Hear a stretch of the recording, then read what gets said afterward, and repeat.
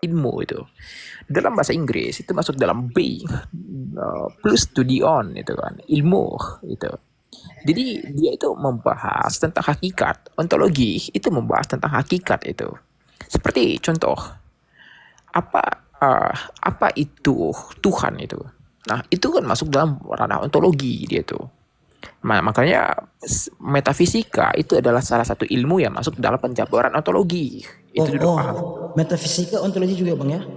Ya, ya, Baik, metafisika baik, itu baik, adalah baik. ontologi. Oke, oke bang. Itu. Jadi ontologi itu tidak harus menunjukkan kebenaran itu. Justru kebenaran itulah yang harus diuji dengan ontologi itu. Karena ontologi ini Oh, begitu. studi tentang Oke, oke. keberadaan. Jadi kita buat semacam antitesis terhadap hakikat itu bang. Kebenaran Iya, itu bang. itu dia. Baik, baik, baik. Iya, Oke, oke iya. bang. Itu dia. Itu. Jadi pengujian tentang sesuatu dia itu ada atau tidak itu dia tuh klasifikasi eksistensi itu ontologi itu. Jadi dia itu mengambil hal-hal yang abstrak, tapi pada hal-hal itu dia itu ditetapkan nyata bahwasannya dia benar nyata itu meskipun abstrak. Paham ya? Itu ontologi itu, Oke, oke, oke, oke. hakikat dasar itu. Seperti itu tadi, manusia itu punya punya cinta nggak tuh? Ya punya itu, dia abstrak tapi nyata adanya dan itu diuji dengan ontologi itu kan. Iya, iya, iya. Makanya saya katakan kebenaran itu yang diuji dengan ontologi itu dia itu. Baik, baik. Lalu kita masuk ke ranah epistemologi itu, epistem dan logos itu. Artinya pemahaman ilmu atau knowledge dicampurkan dengan pengetahuan itu. Jadi epistemologi itu membahas bagaimana fungsi dari sebuah pengetahuan itu, bagaimana pengetahuan itu bekerja itu. Itu dia itu. Misalnya kalau pada sebuah aksioma atau pertanyaan Referensi itu Google bang. Teruskan, teruskan bang. ya gimana tuh? Ya, Epistemologi. selanjutnya. Jadi epistemologi kalau kita merujuk kepada sebuah pertanyaan itu masuk ke dalam apa arti dari sebuah pemahaman politik dalam hukum gitu katakan. Nah, itu dijelaskan dengan epistemologi itu.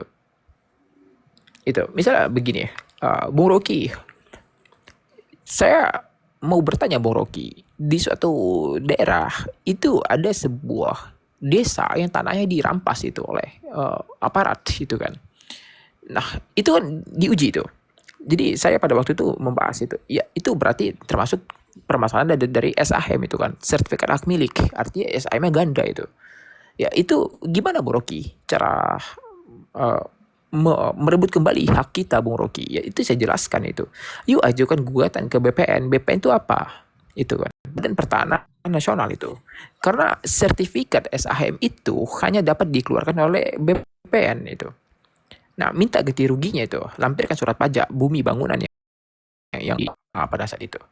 Nah, jadi Bung Rocky, gimana Bung Rocky? Itu gugat properti atau developer yang mengembantu proyek atau itu bangunan itu.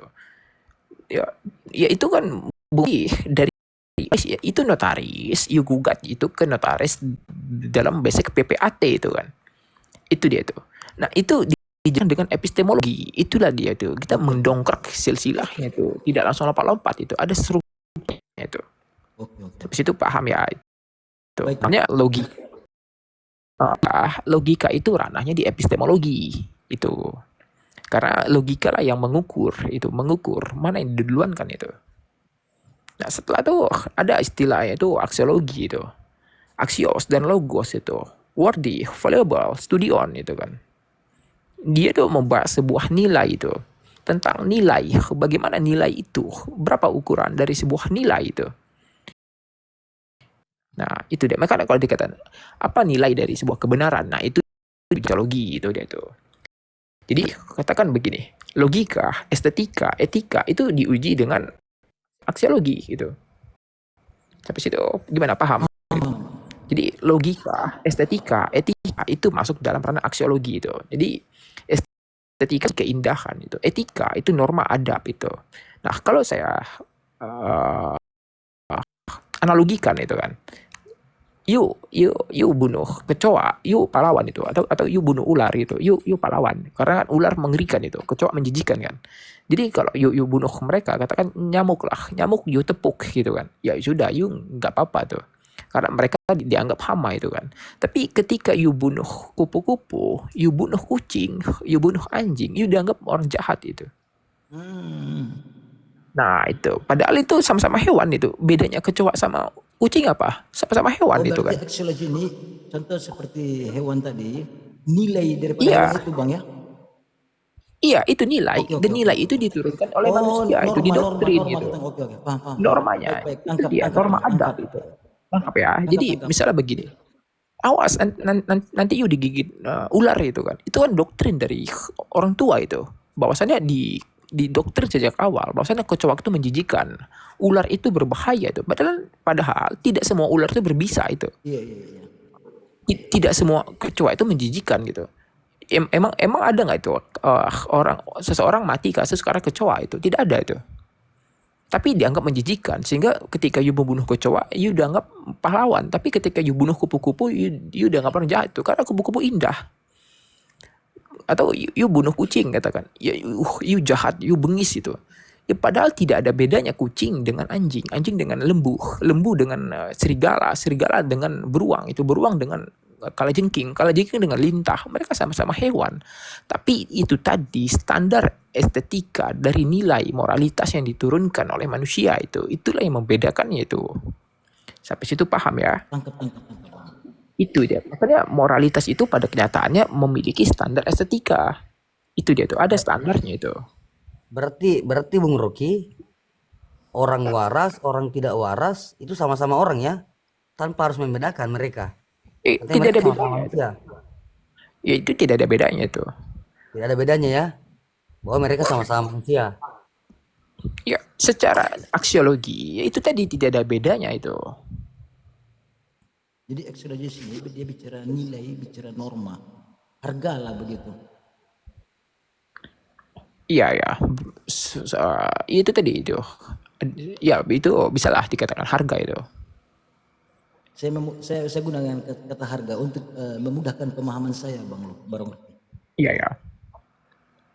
Sebab saya sekarang ini ada berjinak-jinak dengan filsafat Islam, aliran Asy'ariyah Maturidiyah Bang. Ya gimana itu? Masih berjinak-jinak Bang. Dan di situ saya temukan kata-kata ontologi, epistemologi, aksiologi. Dan saya masih buta lah. Saya disklaim saya bahwa saya buta.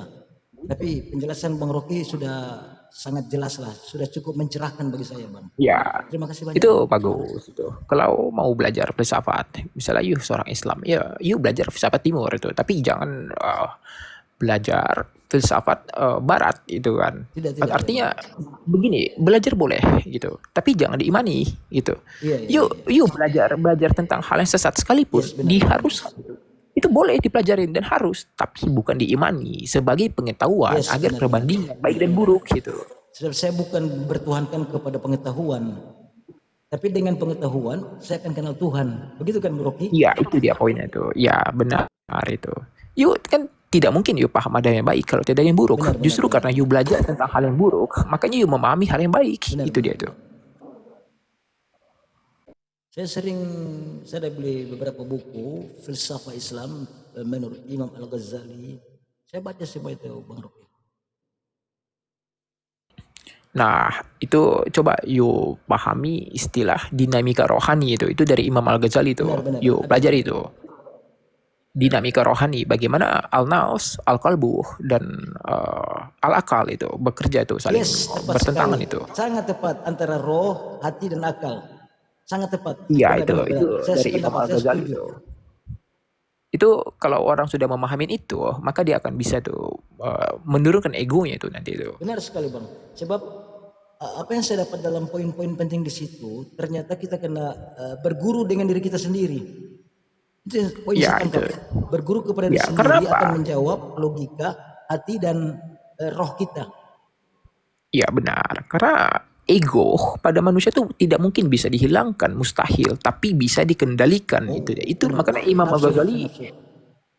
membuat sebuah prinsip istilah itu dinamika rohani itu. Al-akal, al-kalbu, dan Roh. al-nafs itu. An-nafs, ya benar. Jiwa itu. Bagaimana ontologi dalam pemikiran Ibnu Sina, Bung Rocky? Ya, kalau begitu nanti you harus bertanya juga itu bagaimana pemikiran ontologi menurut Al-Ghazali, bagaimana pemikiran ontologi menurut Ibnu Qudamah, Ibnu An-Nawawi. Itu semua harus ditanyakan tuh kalau sesuai pemikiran. Jadi itu pemikiran tidak menjadi standar utama dalam sebuah ilmu pengetahuan. Itu dulu paham. Yes. Berarti saya tangkap poin dari Bang Rocky sini. Bagaimana kita boleh belajar apa saja, tapi untuk jadi bahan bahan perbandingan diri sendiri dan sesuaikan dengan pengalaman rohani kita, pengalaman diri kita, pengalaman akal kita, hati kita. Begitu Bang Rocky. Itu dia. Ya, benar itu. Baik. Terima kasih Bang Rocky. Banyak pencerahan, banyak ilmu.